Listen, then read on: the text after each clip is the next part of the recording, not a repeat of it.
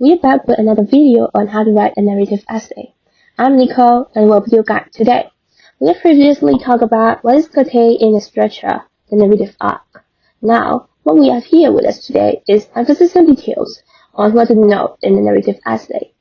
Though I am sharing info on how to write a general narrative essay, please note that I'll be adding in guidelines to follow in a common IGCSE O-level fashion essay.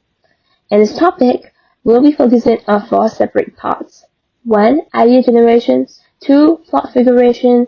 3. Balance of the structure. And 4. Purpose and message.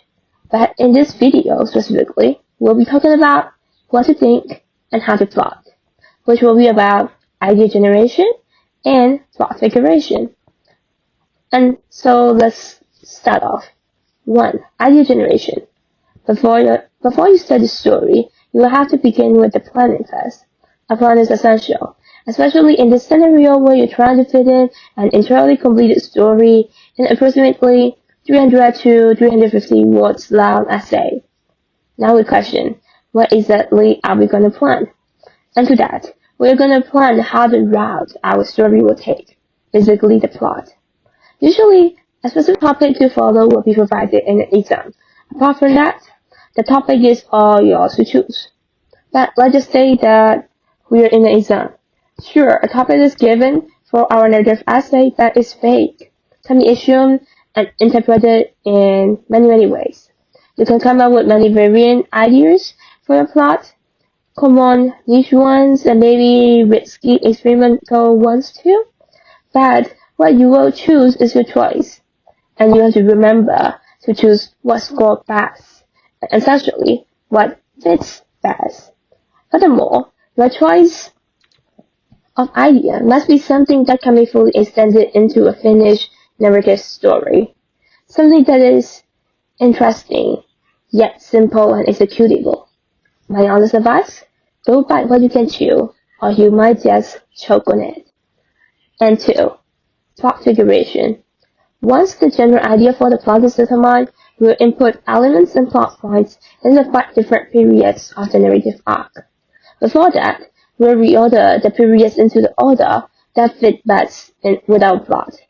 Will the climax come first, or will the following actions be ordered first? Or maybe we'll be following the old-fashioned simple arc.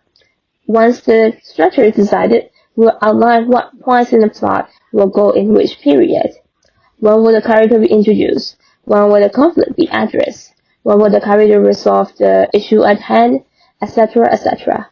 Remember to not be carried away with the plot. Repetition will sound boring, unnecessary, and excess usages of words are not desirable. A long and lengthy plot is likely unfinished, and more as such. But most importantly, reflect. Put yourself in a reader's shoe. Ask yourself, why would you care about these characters? Why would the plot's progression matter to you? Why would you even read the story till the end? Give them a reason, an excuse for what you have to share and present in your story. Now, let's assume that you understand how to brainstorm ideas for your story and draft out a perfectly planned plot. It's time for some exercise. Get yourself a topic, one of past papers or any resources, or maybe make up one yourself. Think for 5 to 10 minutes for ideas and try planning out your story with a plot of choice. But essentially, keep in mind what I've told and shared. And that's all for part 1 to emphasis and details of a narrative essay. And I'll be hoping to see you all in part 2. Bye.